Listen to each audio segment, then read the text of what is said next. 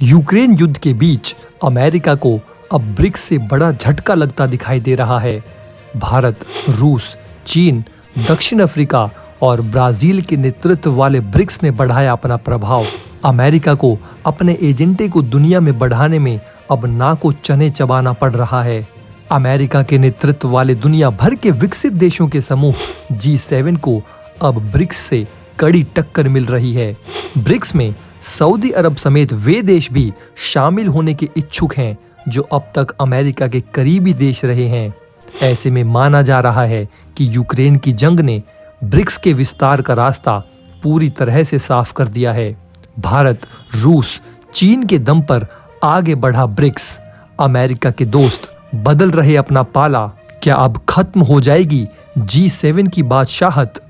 आज दोस्तों हम अपने वीडियो में इसी धमाकेदार टॉपिक के बारे में आपको बताएंगे और आपको बताएंगे कि कैसे प्रधानमंत्री नरेंद्र मोदी और भारत का रुतबा पूरी दुनिया में बढ़ता जा रहा है। लेकिन दोस्तों हम अपना वीडियो शुरू करें इससे पहले सरहद पर खड़े हमारे भारतीय जवानों की हौसला अफजाई के लिए कमेंट बॉक्स में जय जवान और जय हिंद जरूर लिखें। तो दोस्तों यूक्रेन युद्ध के बीच अमेरिका को अब ब्रिक्स से बड़ा झटका लगता दिखाई दे रहा है। दुनिया की 5 उभरती हुई अर्थव्यवस्थाओं यानी कि भारत, रूस, चीन, दक्षिण अफ्रीका और ब्राजील के नेतृत्व वाले ब्रिक्स ने अब दुनिया में अपना प्रभाव बहुत तेजी से बढ़ा लिया है। इसमें रूस और चीन 2 ऐसे देश हैं जो अमेरिका के धुर विरोधी हैं।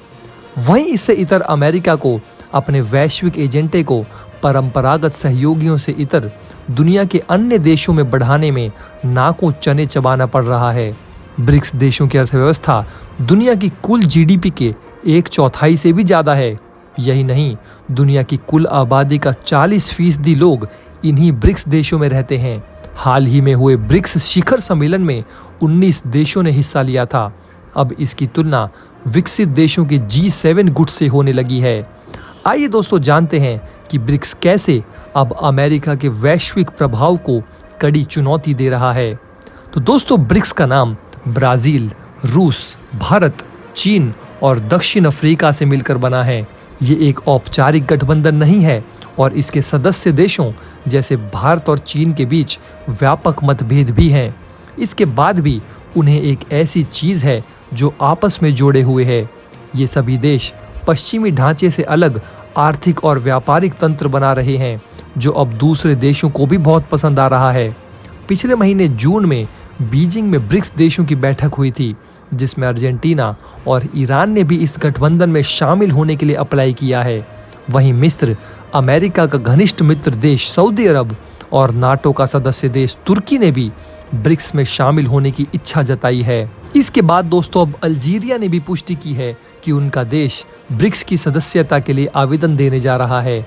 चीन की ओर से आयोजित ब्रिक्स प्लस शिखर सम्मेलन में अल्जीरिया के राष्ट्रपति ने दलील दी कि विकासशील देशों को वैश्विक सुशासन की विभिन्न संस्थाओं लगातार अलग थलग रखा जा रहा है।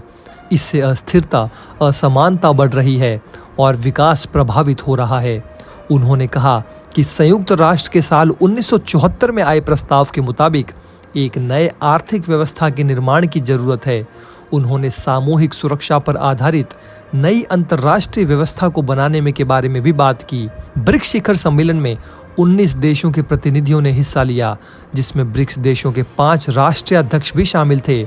इसके अलावा अर्जेंटीना, कंबोडिया, मिस्र, Ethiopia, Fiji, Indonesia, Iran, Kazakhstan, Malaysia, Nigeria, Senegal, Thailand और उज्बेकिस्तान के प्रतिनिधि भी इस शिखर सम्मेलन बैठक में शामिल थे। अमेरिका ने ब्रिक्स से G7 की बादशाहत पर संकट की आशंकाओं को खारिज कर दिया है।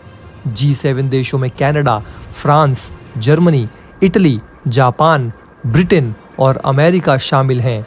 यूक्रेन युद्ध के बीच G7 देशों और रूस के बीच विवाद काफी बढ़ा है। पश्चिमी देशों ने रूस को लेकर कई प्रतिबंध लगाए हैं जिससे एक बार फिर से ब्रिक्स चर्चा में आ गया है। अल्जीरिया इस लिहाज से भी महत्वपूर्ण है कि वो यूरोपीय यूनियन की गैस की सप्लाई करने वाला तीसरा बड़ा देश है। वो भी तब जब रूस के साथ गैस के आयात में यूरोप कमी कर रहा है। अमेरिका को सबसे बड़ा झटका सऊदी अरब से लग सकता है, जो लंबे समय से खाड़ी देशों में उसका सबसे करीबी सहयोगी रहा है। बाइडन के मना करने के बाद भी सऊदी अरब ने रूस के साथ मिलकर तेल के उत्पादन में कटौती की है। इससे बाइडन बुरी तरह से भड़क गए और उन्होंने सऊदी प्रिंस को गंभीर परिणाम भुगतने की धमकी दी है। सऊदी अरब ब्रिक्स में अब शामिल होना चाहता है, जिसका पुतिन ने खुलकर समर्थन किया है। उन्होंने कहा कि सऊदी अरब की अर्थव्यवस्था तेल के साथ अन्य तरीकों से मजबूत हो रही है। सऊदी प्रिंस अर्थव्यवस्था में विविधता लाना चाहते हैं। यही नहीं, पुतिन ने सऊदी अरब को SCO यानी कि शंघाई कॉरपोरेशन ऑर्गेनाइजेशन का सदस्य देश बनने का हकदार भी बता दिया। SCO में भारत, रूस, चीन और ईरान पूर्ण सदस्य हैं।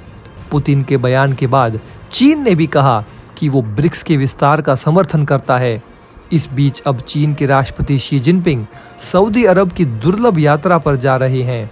ये यात्रा चीन और सऊदी अरब के बीच बढ़ती दोस्ती का प्रतीक माना जा रहा है। आपको बता दें दोस्तों कि किसी भी देश को ब्रिक्स का सदस्य बनने के लिए सभी सदस्य देशों की सहमति की जरूरत होती है। सदस्यों में से ही कोई एक देश सदस्यता पाने वाले देश के नाम का प्रस्ताव पेश करता है, जिसके बाद समूह के बाकी देश अपनी सहमति और असहमति जताते हैं। सभी देशों से मंजूरी मिलने के बाद ही किसी भी देश को ब्रिक्स की सदस्यता मिलती है। भारत ब्रिक्स का संस्थापक सदस्य है। इस संगठन की स्थापना के बाद सिर्फ एक सदस्य यानी दक्षिण अफ्रीका को 2010 में सदस्यता दी गई थी। लेकिन दोस्तों, सऊदी अरब के ब्रिक्स में शामिल होने से भारत के लिए कैसा होगा? दरअसल दोस्तों, सऊदी अरब और भारत के बीच बहुत ही मधुर संबंध हैं।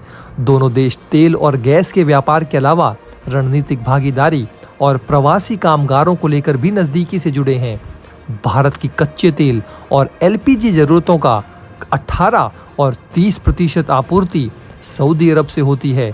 सऊदी अरब में सबसे ज्यादा काम करने वाले लोग भी भारत के ही हैं। सऊदी अरब में काम करने वाले 26 लाख भारतीय हर साल लगभग $8 बिलियन भारत भेजते हैं।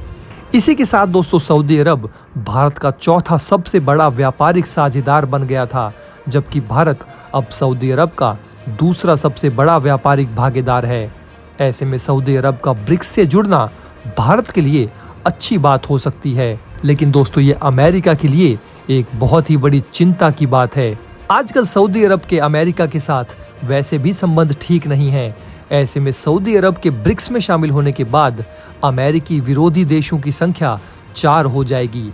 वहीं बाकी के सदस्य देश जैसे भारत, दक्षिण अफ्रीका और ब्राजील की अमेरिका को लेकर नीति मध्यमार्गी है। रूस को छोड़कर ब्रिक्स के बाकी सदस्य देश अभी विकासशील हैं और अपनी अर्थव्यवस्था को तेजी से आगे बढ़ा रहे हैं। 2019 तक पांचों ब्रिक्स देश दुनिया की कुल 42% आबादी का प्रतिनिधित्व करते थे। ब्रिक्स देशों और भारत की इन्हीं बढ़ती हुई ताकतों के चलते G7, यूरोपियन यूनियन और बाकी पश्चिमी देश भी इससे टेंशन में हैं।